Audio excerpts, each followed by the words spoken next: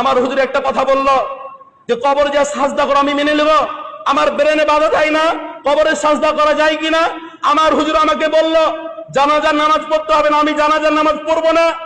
আমার হুজুর আমাকে বলছে মায়াতকে মাটি দেওয়া যাবে না, আমি বললাম আমি মাটি দিতে যাব না। এটা আমার ধর্ম নয়।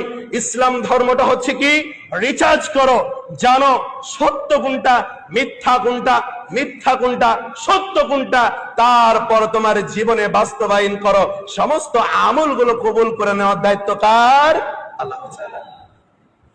একটু ভেবে দেখেন, সবজির বাজারে গেলে ভালোটা বেছে বেছে কেনার চেষ্টা করি, অথচ আমলের দিকে আমাদের নাই ভাই। অথচ যেই আমল আমাদেরকে হয় জান্নাতে নিবে অথবা জাহান্নামে নিবে, সারাটা জীবন ওই জাহান্নামে থাকতে হবে, সারাটা জীবন ওই জান্নাতে থাকতে হবে।